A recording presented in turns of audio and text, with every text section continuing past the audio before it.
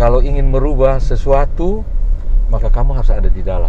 Ini sebuah keniscayaan bahwa era ini sudah bergerak, sudah bergulir betul. ke kalangan milenial. Betul sekali. Itu fakta. Nah, persoalan berikutnya adalah kaum-kaum seperti beta ini Betul, ikhlas atau tidak kepada yang lain. Kalau beta 1000% ikhlas. Plain Jane.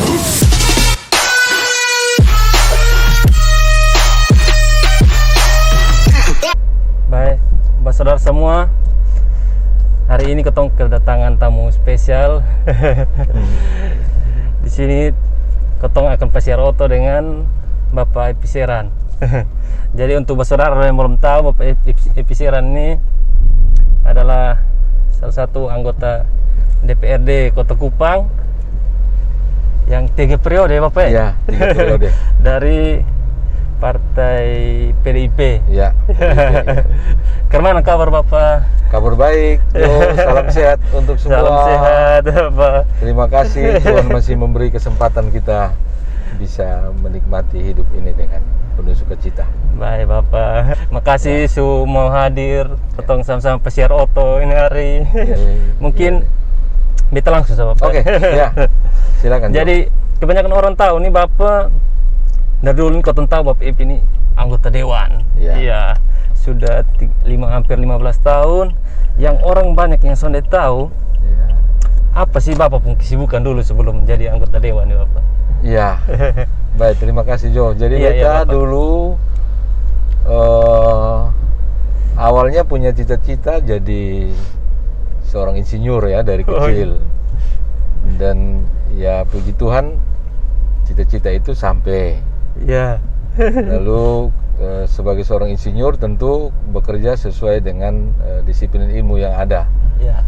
Jadi sempat menjadi konsultan teknik, kemudian juga sempat kontraktor, lalu sebelum menjadi anggota DPR juga mengajar, menjadi dosen selama kurang lebih 19 tahun di Unika. Ya, lama sekali teknik sipil dan gitu. Ya di tengah-tengah ikut di Unika, sempat ikut di Bank Dunia 4 tahun. Jadi Bapak dulu nih ambil teknik, anak teknik dulu ya? Anak teknik, panik. Panik? Ya, panik. Terus sampai Bapak mengambil keputusan untuk jadi terjun berpolitik tuh kenapa Bapak? Sebetulnya dari sebuah pergaulan, dan memang sudah ada beberapa petinggi partai yang sudah pernah mendekati beta. Mereka butuh ada orang teknik di DPR. Begitu. Ya, khususnya orang sipil. Iya. Dan dengan ya artinya orang yang bisa diandalkan, maksudnya datang ke dewan dan betul bisa mengerti teknik dan bisa berdiskusi tentang rencana pengembangan infrastruktur di kota ini. Betul. Nah, akhirnya hatinya jatuh ke PDIP. Iya. Jadi ya ikut bertarung dan ya puji Tuhan beta ikut 1 kali langsung jadi. Itu langsung pertama kali ikut langsung jadi. Itu sudah di dapil Moalafa memang. Waktu itu Moalafa masih gabung Moalafa dengan Alak. Jadi masih ada 2 kecamatan yang gabung. Nah, beta jadinya di situ. Begitu. Padahal awam sekali soal politik juga. Kota anak-anak muda di Kota Kupang, Bapak tahu sendiri mahasiswa. Iya. Melihat anggota dewan tuh memiliki image yang agak kurang baik. Bapak sendiri pasti tahu ya. Itu kira-kira apa yang sampai membuat anak-anak muda tuh kayak melihat seorang anggota DPR tuh kayak buruk di depannya mereka. Terus mungkin mereka justru tahu apa sih sebenarnya tugas DPR tuh seperti apa sih Bapak? Mungkin Bapak bisa. Iya. Jadi beta belajar dari beta pengalaman pribadi dulu. Waktu begitu jadi, minggu pertama sempat stres. Karena sempat stres karena berada dari dunia kampus yang bicara tentang sebuah kebenaran. Iya, betul. Lalu masuk di dunia politik, bicara tentang sebuah kesetiaan. terhadap partai politik itu. Siap, betul. Ataupun institusi yang kita ada di dalamnya. Iya, iya. Nah, ini ada pergeseran nilai sebetulnya. Nah, akhirnya diskusi dengan beberapa senior, lalu dia bilang, kalau ingin merubah sesuatu, maka kamu harus ada di dalam. Oh. Ya, kamu harus menjadi faktor perubahnya. Iya, ya, dan kuncinya adalah harus tetap berpegang teguh pada prinsip dan definisi hidup. Menjadi epicentrum, ya epicentrum yang sebenarnya tidak boleh tergantung dari orang. Pada saat-saat tertentu kita harus menjadi diri kita sendiri. Jadi itu beberapa pelajaran berharga yang saya coba diskusi dengan beberapa orang di kelompok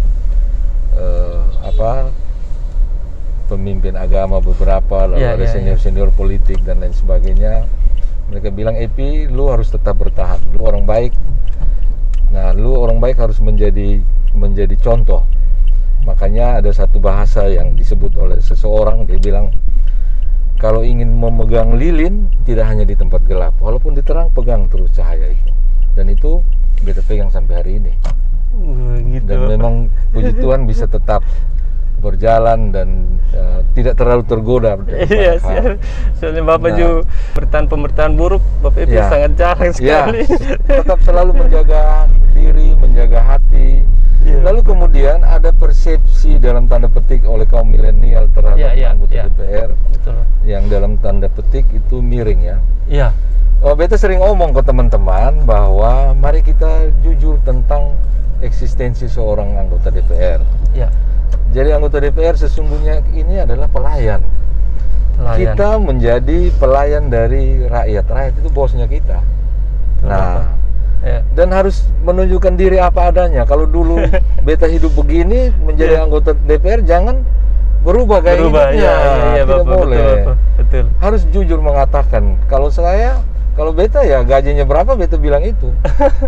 Jadi tidak mengada-ada begitu. Iya. Sehingga jangan membuat kesan yang terlalu sekali lagi dalam tanda petik terlalu wah, ini pejabat orang gini, tapi perilakunya kadang-kadang juga soalnya betul di luar. Ini secara umum ya. Iya. Umum terhadap anggota DPR. Beta memang punya mimpi satu saat anak-anak muda bisa lebih banyak masuk ke DPR untuk bisa menunjukkan bahwa menjadi anggota DPR kinerja yang benar begini. Masuk dulu baru bisa tahu. Iya betul. Begitu aja. Jadi itu sekaligus menjawab kira tantangan di DPR tuh seperti apa ya? Iya. Jadi menurut beta begini, kalau menjadi DPR itu sesungguhnya bukan lahan untuk mencari makan, mencari hidup. Itu bukan sebuah lapangan kerja atau mata pencaharian. Iya, Pak. Ya. Itu sebuah tempat pelayanan begitu. Kita ingin mengabdikan diri. Iya. Yang benar terhadap komunitas tertentu, terhadap masyarakat yang tidak punya kemampuan untuk menyampaikan aspirasi kepada pemerintah. Nah, kita sebetulnya menjadi jembatan yang baik untuk mengantarkan semua aspirasi yang diinginkan oleh masyarakat untuk kemudian masuk ke dalam program dan kegiatan yang di pemerintah dan DPR buat. Itu yang harusnya kita, sehingga kalau menurut beta, orang yang mau jadi DPR harus sudah paling tidak separuh urusan dirinya selesai. harus tidak bisa tidak, harus. Kalau tidak nanti botong masuk di dalam hanya bisa jadi agak kasar sedikit, kita mulai menekan sana sini, belum lagi mulai jadi DPR lalu mulai ada pergeseran gaya hidup dan lain sebagainya. Akhirnya ada hal lain yang lebih penting yang menjadi kebutuhan kita, menjadi tugas kita, menjadi berubah pesan yang lebih terkesan glamor dan lain sebagainya. Terus Bapak, beta mau agak geser sedikit Bapak.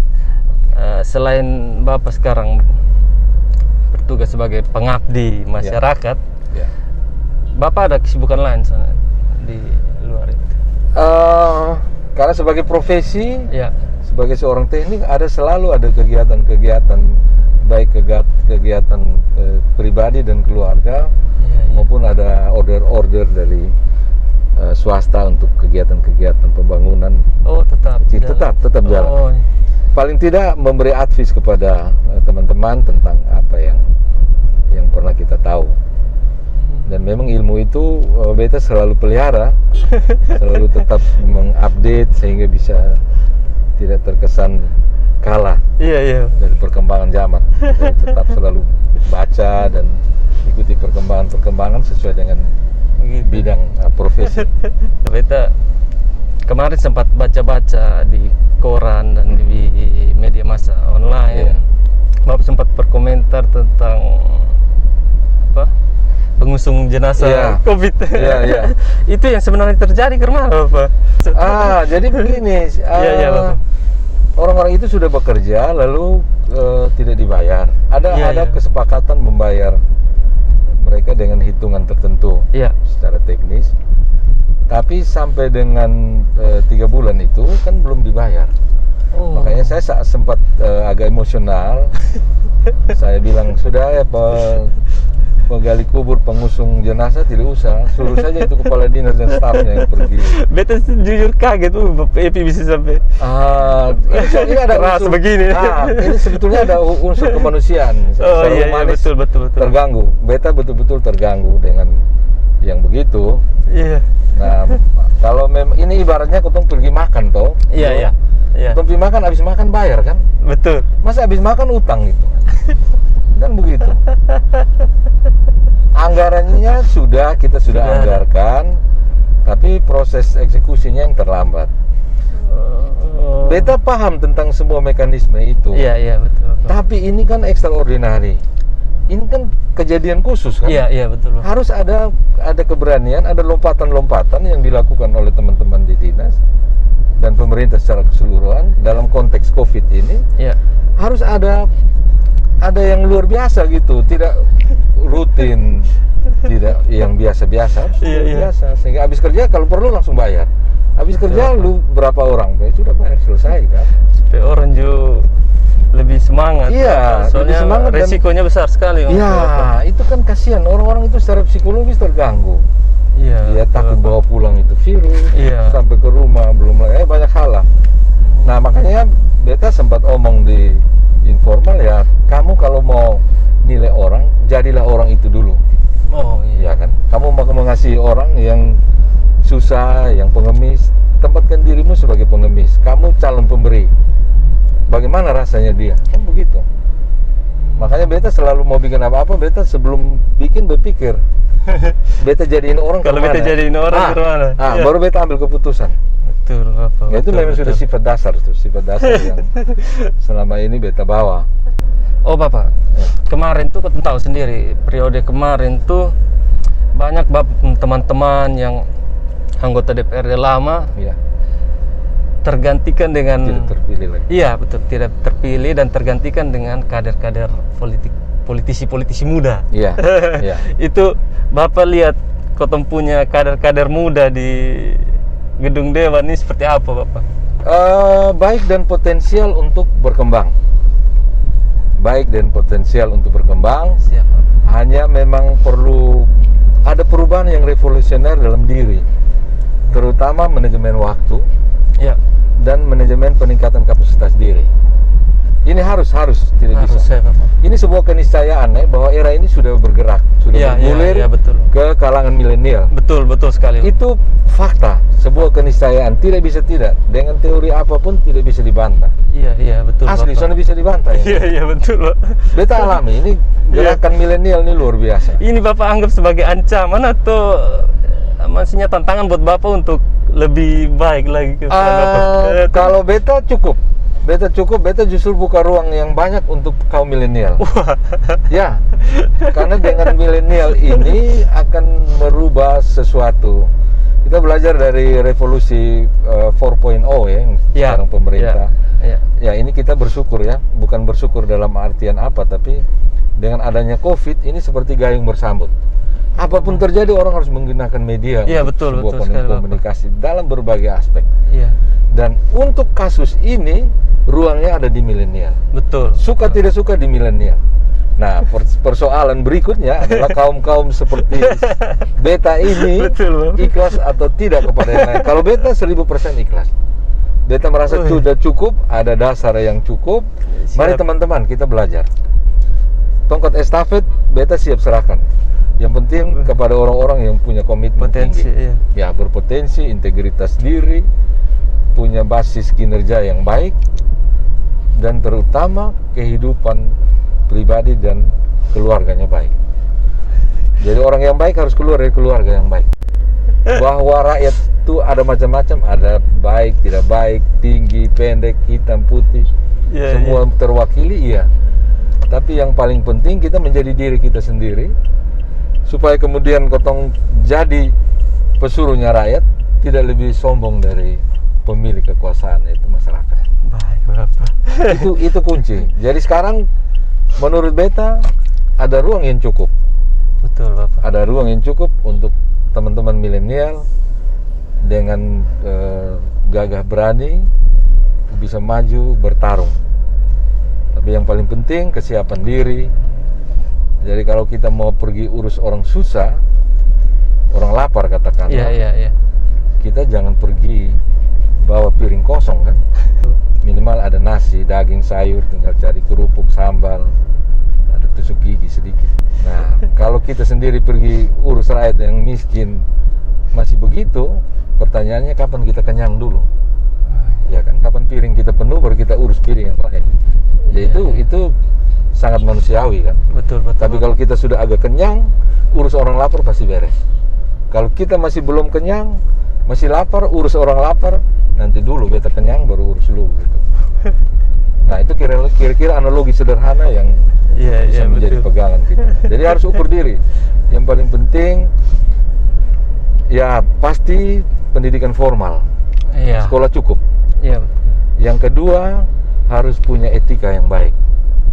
Harus punya jati diri ya. Karena beta keluar pasti beta bawa nama keluarga besar. Itu yang paling penting. Jadi berbagai aspek yang melekat dalam diri seseorang. Iya, betul. Dari berbagai aspek ya, beta sudah sebut, tapi itu representasi. Kalau seorang anggota DPR melakukan kecurangan-kecurangan atau pelanggaran-pelanggaran sosial, maka tidak saja dirinya yang menjadi cemoohan, tapi keluarga dan institusi itu sendiri. Nah, ini yang beta selalu pegang kemana-mana. Beta menganggap beta sendiri ini 24 jam sebagai wakil rakyat. Terlepas dari sebagai suami, seorang ayah, dan seorang teman. Tapi ada ruang-ruang tertentu, ada wilayah-wilayah tertentu yang beta proteksi. Kalau ada yang ajak beta harus begini, beta, beta ini anggota DPR. Kalau ada apa-apa orang tahu, waduh bahaya. Nah, ya banyak cerita tentang anggota DPR kalau di luar daerah, bagaimana. Kontrol diri. Ya, dimanapun tempat berada. Beta ada dinas kemana-mana. Yang paling pertama tanya hotel, beta bilang dekat gereja atau tidak. Kalau tidak, beta cari dekat gereja supaya tidak. Bapak ini sampai sekarang biasa. Iya, sampai sekarang masih aktif di organisasi keagamaan, Bapak. Di apa? Pikat sebagai luar ketua biasa. Pikat. Ya. Itu kemana Bapak membagi waktu antara sebagai pelayan masyarakat, terus sebagai apa? Urus organisasi Pikat itu, terus beta lihat Bapak ini dekat sekali dengan keluarga. Itu kemana Bapak bicara bagi waktu Bapak? Ini seni mengelola waktu. Di memanage waktu. Iya. Beta kegiatan sosial luar biasa besar. Kegiatan keluarga juga, lalu kegiatan-kegiatan di luar itu organisasi keprofesian, lalu di keagamaan seperti Pikat dan lain sebagainya. Itu selalu ada waktu. Ya memang beta bersyukur bahwa dulu pernah sekolah di asrama, pernah tinggal di asrama. Bapak dulu di Suradikara dulu. Sempat Suradikara. Sudah diatur. Memang dengan susah payah, semacam pemaksaan, sakit hati dan sebagainya, tapi ada nilai tambah yang lagi dinikmati sekarang. Itu bisa mengelola waktu, memanage waktu itu dengan baik. Selalu bisa. Yang penting dilakukan dengan senang hati. Harus dengan senang hati, Jo. Kalau sudah senang hati nanti repot. Jadi beban sendiri. Begitu. Nah, jadi beta selalu ada kegiatan, beta selalu malam beta ingat besok apa. Beta harus memilih. Ini bagaimana ini. Jadi semua terjadwal. Jadi di beta punya ini semua kegiatan besok tuh malam beta su rinci memang. Besok jam ini di sini, pertama di sini, kedua di sini, tiga di sini sampai dan pulang rumah. Jadi makasih Bapak berkenan bagi-bagi cerita dan ketong ngobrol-ngobrol, berbagi pengalaman, terus ada motivasi tadi untuk ketong milenial lah. Semoga ketong bisa ambil yang baik, dan siapa tahu nanti ada saudara dong yang jadi anggota DPR kayak Bapak Epi, bisa ini ilmu gratis langsung dari langsung dari pelakunya. Baik Bapak, sehat selalu, sukses terus. Amin. Terima kasih Jo, salam hormat untuk semua. Ya Bapak, salam Epi, keluarga. Oke, saudara semua, bye.